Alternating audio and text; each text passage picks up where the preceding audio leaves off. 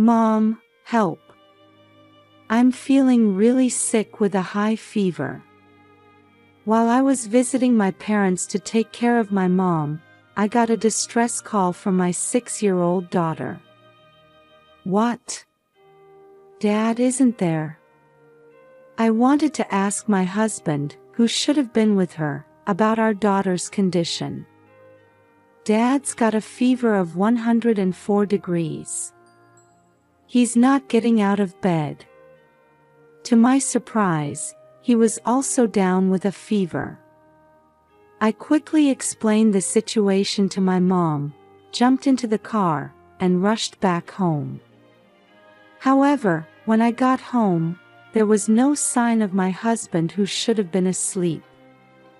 And there, I was met with an unbelievable truth beyond my imagination. I'm Scarlett, 33 years old, living with my husband, Zion, who's the same age, and our 6-year-old daughter, Luna. I work from home prioritizing childcare. My husband, Zion, introduced me to a friend who said we'd get along great, and I did. We both loved gaming, which made us click instantly, leading to marriage. He's a diligent person and loves cooking, often helping around the house. Plus, ever since our daughter was born, he's been completely smitten with her, forgetting his once beloved games. Luna loves her dad so much that she's happy to go to the park with him even when I'm not around.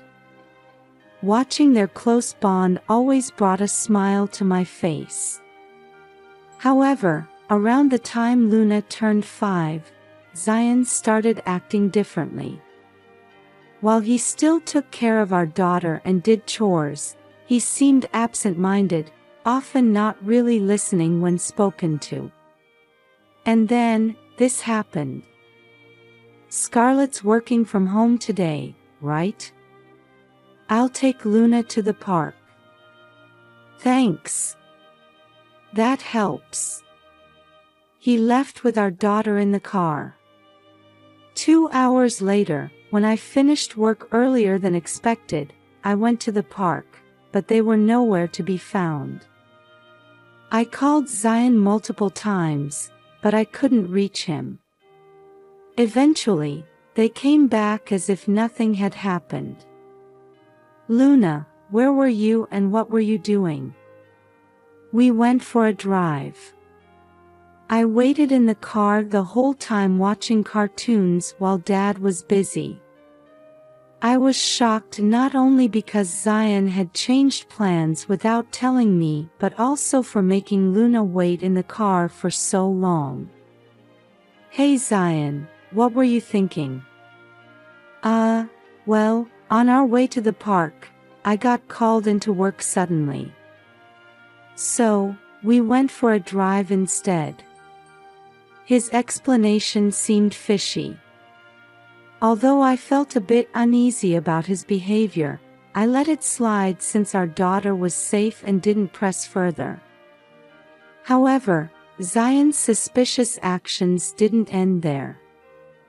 One day, when he was looking at his phone in the living room, he quickly hid the screen when I casually approached him. What's wrong? Why are you so jumpy? It was just a joke, but he got defensive and angry and said, nothing. Something's definitely different. Could he be cheating? Such thoughts crossed my mind, but our conversations remained the same, and I still felt his love, so I dismissed those suspicions. It's troubling. My usually kind husband started raising his voice when anything bothered him. On top of that, he began going out more on weekends, saying he was busy with work. Working again this weekend? Yes, sorry. I used to take weekends off because of our little one. But now that she's 6, I need to make up for lost time. So, a coworker had been covering for his job on weekends because of our young daughter. It made sense when I thought about it, although I had felt uneasy about his changes. One day, I got a call that my mom had fallen at home and hurt her back. She'd act quickly to avoid worrying us. Unable to wait, I consulted my husband. "We're fine here, so go stay with your mom for a while. I'll be okay with Dad here." So, I ended up going back to my parents' place until my mom could move around on her own.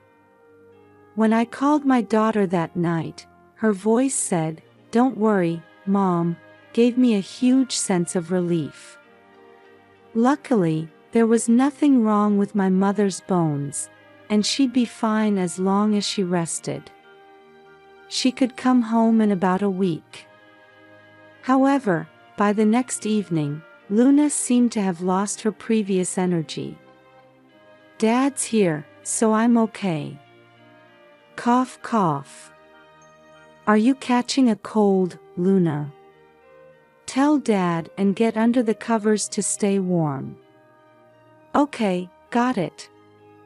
She still seemed lively, but her cough worried me a bit. Then, the next day around 3 p.m., I was pondering that when my daughter called. Guess what? Luna has a fever of 40 degrees. And on top of that, even my husband, Zion, has a 40-degree fever and is knocked out. When I filled my mom in on the situation over the phone, she said, "I'm getting better now, so you better head home right now," and gave me a little push. So, I quickly hopped into my car and raced home. When I finally got there and burst into my daughter's room, there was Luna, with a bright red face, breathing heavily. "Sorry I'm late. You're gonna be okay." Even though she was suffering from a fever, she noticed me and gave a weak nod. Seeing her in such a pitiful state made me choke back tears. After making sure Luna was okay for the time being, I decided to check on Zion. My daughter said he should be down with a fever too. Heading to our bedroom, I noticed the blankets were oddly puffed up. When I pulled back the covers, I found pillows lined up to make it look like someone was sleeping there. Luna must have thought Zion was sleeping. If that's the case, where did he go? Scarlett couldn't find Zion anywhere in the house. It felt as if he'd vanished like a fox. Though I felt strange in my gut, my daughter was my top priority. Ignoring my bad thoughts, I rushed her to the hospital. Luckily, the doctor said she wasn't seriously ill and sent us home with fever reducers and cold medicine. I'm glad Mom's back. I'm not going anywhere else, so rest and get some sleep. Luna squeezed my hand, looking relieved, and gave me a smile. I felt deeply relieved that she was okay. Once I made sure my daughter was peacefully asleep, I started looking into Zion's whereabouts again. I tried calling his phone, but predictably, it went straight to voicemail. While searching his room for clues, I found a piece of paper tossed carelessly aside. It was a bank statement showing he'd withdrawn roughly $5,000. What's this? Isn't he using this for online gaming? Worse, that account was meant to save money for our daughter's future. Half of the withdrawn amount had been paid to a gaming company. I was shocked he'd dip into our child's savings for his hobby, and leaving our sick daughter behind was unforgivable. And what did he use the other half of the $5,000 for? I opened Zion's computer to find he'd been playing online slots. Could he have started gambling real money after getting bored with online gaming? As I pondered this unexpected turn of events, a memory flashed in my mind. The next morning, I decided to ask my daughter, who was feeling better. "Hey, was this the kind of place you went on a drive with Daddy?" I quickly showed her a sign with the words on it. Yes. It said casino. Just as I suspected. I remembered my daughter saying, "Pa, Chi, I forgot," when Zion took her to the park for a drive. He must have been gambling while making her wait in the car. With this, all of Zion's suspicious actions made sense. He must have hidden his phone screen out of fear of being caught up in his gaming. His overtime work was probably just an excuse to wander around and lie to his family. Leaving our sick daughter in the car for hours, putting her in danger twice, was unacceptable. I won't forgive this. I'll make him pay. I vowed revenge against my husband. First, I immediately contacted a friend who worked with Zion to confirm his overtime claims. As I suspected, the company policy was to encourage everyone to take weekends off.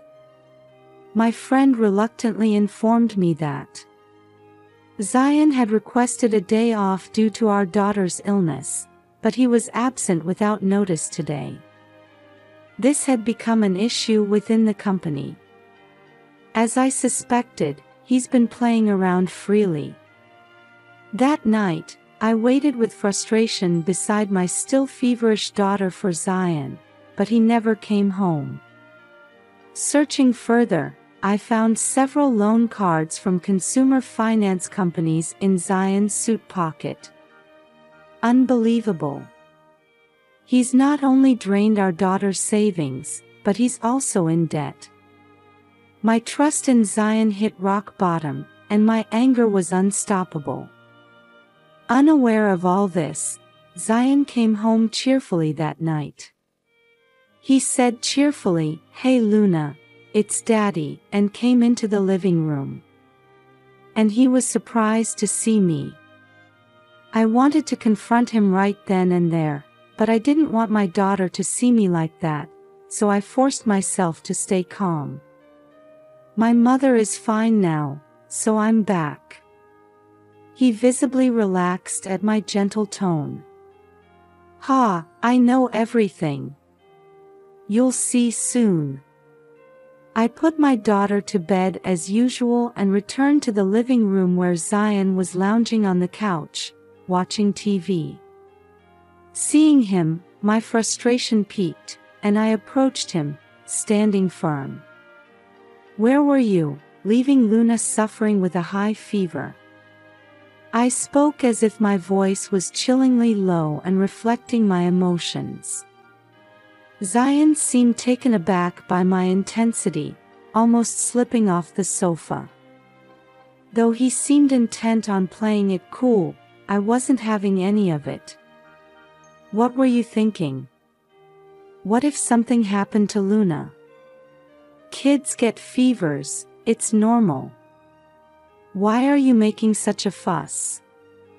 He was upset that he didn't try to butter up, and his lack of concern only fueled my anger further. Then there's no need for restraint on my end either. This is the beginning of a serious investigation.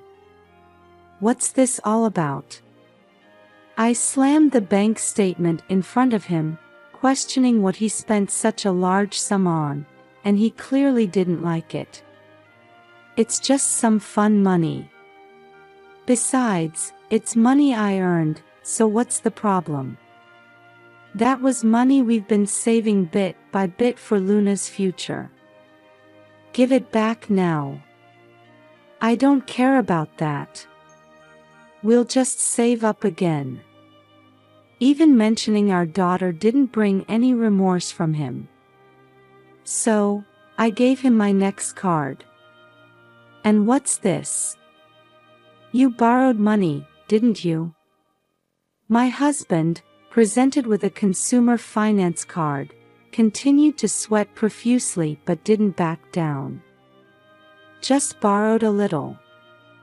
I'll pay it back soon. I kept pressing, but he wouldn't confess, so I decided to cut to the chase. I've heard from someone who's seen you at the arcade or casino parlors. I know you've been hanging out there. Clearly, he hadn't expected to be found out.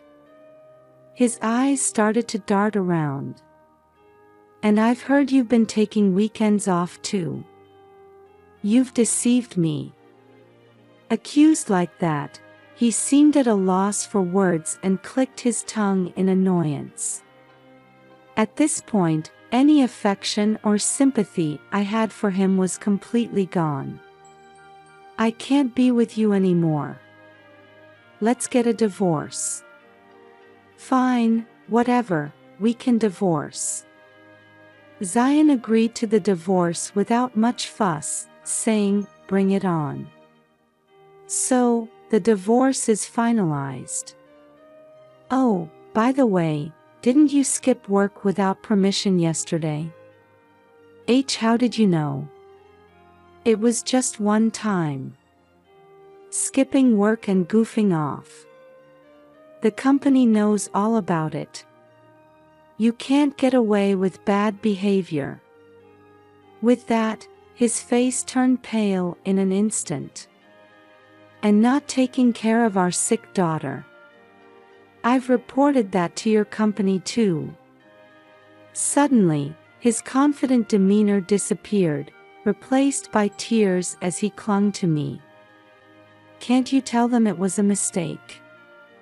Please. At this point, his audacity to ask for help was just too much. I looked down at him coldly, and he shamelessly started to kneel. Please, don't divorce me. I'll quit gambling and gaming. I'll stop hanging out. I can't be with someone who risks our child's life not once, but twice. Don't say that. Even though he pleaded, I felt disgusted. I looked straight at him and said firmly, "We're definitely getting a divorce. And I'll be asking for substantial compensation, so brace yourself. That's not fair." Realizing there was no turning back from my determination, he broke down in tears.